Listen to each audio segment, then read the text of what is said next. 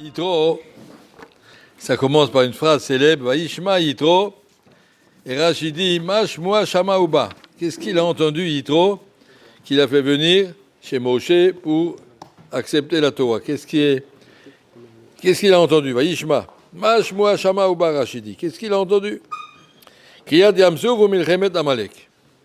Il a entendu le passage de la mer Rouge et la guerre de Amalek. Le passage de la mer Rouge, c'est quelque chose de grandiose, mais la guerre de Amalek, qu'est-ce qui était particulièrement spécial? Ils ont fait la guerre, ils ont perdu une bataille. Bon, ça va, ça arrive tous les jours. Qu'est-ce qui est spécial là-dessus? Qui a entendu la guerre d'Amalek, ça l'a complètement bouleversé. Il faut qu'il aille tout de suite chez Moshe Rabbeinu faire s'attacher au Ham Israël. Makara.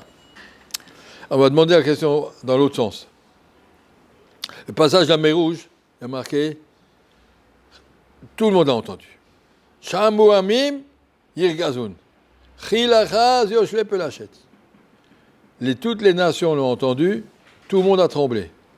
La Gemara explique, tous les récipients qui contenaient de l'eau ont subi Kriyat Yamsuf. Il y avait une bouteille d'eau, au milieu de la bouteille, tac, c'était de l'eau, c'est mis en deux moitiés. Dans mon verre de vin, deux demi-verres.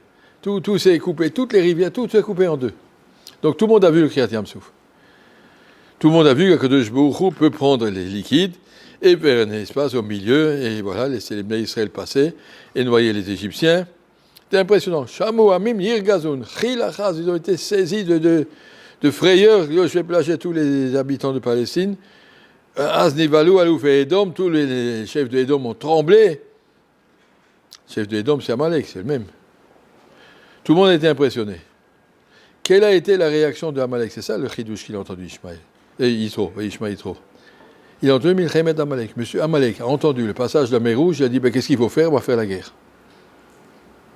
Mais tu as vu la grandeur d'Hachem, tu as vu la puissance, tu as vu Akadosh Baruch Hu, comment il a voulu aider l'Am Israël contre les Égyptiens. Qu'est-ce que tu viens faire une guerre? Ça veut dire qu'il y a des gens, quand ils entendent les Nissim, ils entendent des grandes choses. Tu vois la Hashgacha, tu as une route, un réveil de Emouna, de Yirat Shamaim. Alors qu'est-ce qu'ils font? Ils vont les contre. Davka. Quand tu vois quelque chose de clair, Ra'ata, Shifra, Layam, Machelora, Yecheskel, n'importe quel participant à ce Kriyat Yamsuf a vu des choses immenses et énormes. Et qu'est-ce qu'il va faire Amalek? Amalek, par définition, a déjà dit la traduction, Amalek de Matria Safek. Amalek est celui qui dit, je ne sais pas, c'est pas sûr, ça peut être. Amalek est venu faire une guerre à Israël en disant, passage de la mer Rouge, il y avait du vent, vous avez vu, Ruach Kadim Bazak Kolalaïla. Il y avait du vent, et puis justement ça s'est arrangé, puis il y a eu un tsunami, un tremblement de terre et un machin, vous avez passé, ça s'est refermé par hasard, tout par hasard. Si on regarde pas de façon précise, on peut dire, ils ont eu de la chance, ouais, mais ça ont passé juste quand c'était ouvert, et puis les opposés égyptiens, ça s'est retombé juste quand ils étaient dedans. C'est hasard. Amalek, c'est le monsieur du hasard. Comment il s'appelle? Et Vayiker, Vayizane, oui, c'est marqué. J'ai oublié le pasouk. Et qu'il a fait de ça un micré. Au lieu de voir que c'est un S, c'est un hasard. Tu as des gens, ils vont prendre un médecin, on dit il n'y a aucune chance pour ce monsieur-là. Il va prendre une bracha chez un tzaddik. Tout d'un coup, le médecin dit je ne sais pas ce qui s'est passé, en tout cas, c'est plus le même malade, je ne sais pas, il est guéri pour rentrer. Tout le monde va dire on va le corps de la tuile-là. Et un monsieur qui est Amalek, qu'est-ce qu'il dit? Il y a des choses qui arrivent, il était malade, il est plus malade, c'est tout. Il veut refuser le Hémet. Il va se battre, Amalek, il va se battre contre le Hémet. Il ne veut pas l'accepter. Abshach, il écrit dans son Sefer, il y a des gens qui ont vu 1, 2, 3 guerres en Eretz Israël, en 48. Et après, il y avait en 56. Après, il y avait en 71. Après, il y avait en 80. Je ne me rappelle plus tous les 80. Après, il y en avait en 91. Oui, il y avait une guerre après l'autre.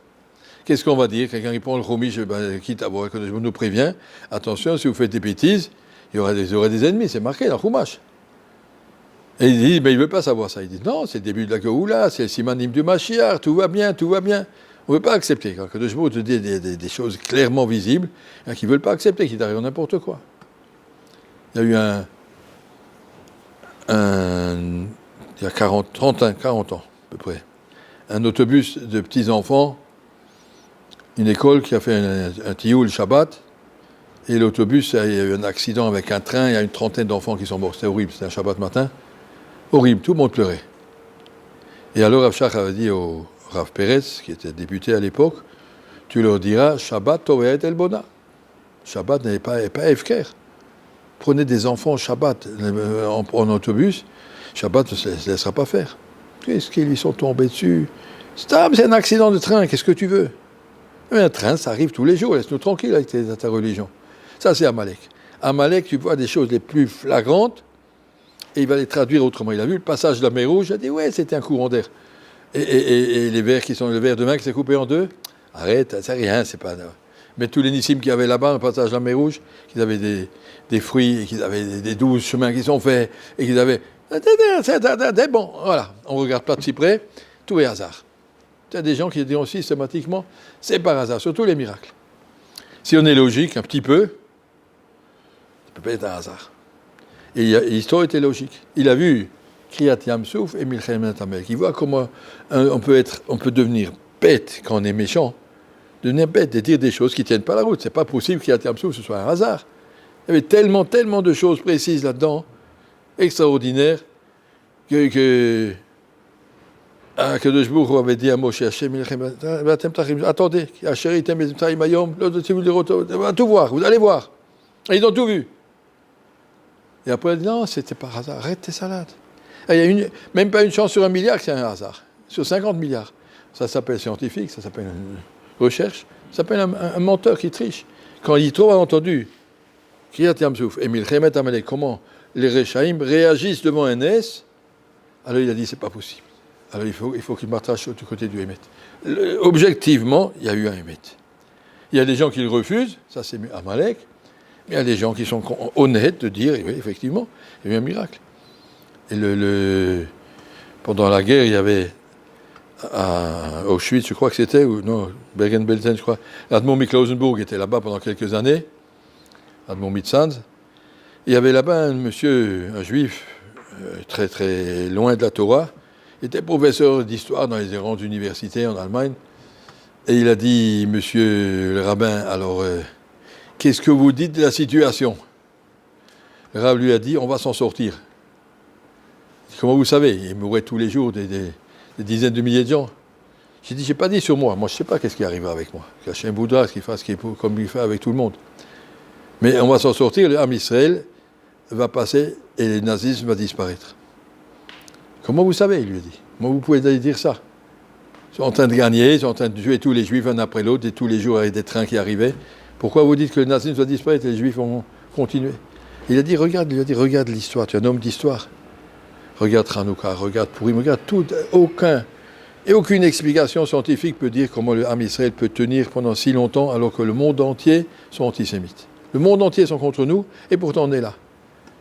En Chanes Gadol Misé, comme ça il explique le Yavetz, il n'y a pas de plus grand Nes dans l'histoire que le Kiyum du Ham Israël. On est là, c'est qu'il y a un Nes.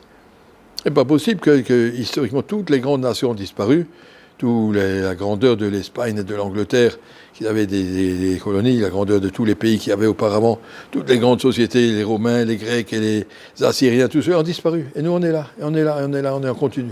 Ça, c'est les Nissim les plus grands. Si on est honnête, quelqu'un qui voit ces Nissim, il voit que Kadosh Baruch Hu reconnaît, et Bémet, le Sens lui a dit, ce que je suis sûr, c'est que l'Am Israël continuera. Effectivement. Après la guerre, on était là, on a continué. Et l'Am Israël, aujourd'hui, est encore plus beau et plus grand que ce qu'il était avant. Plus beau et plus grand.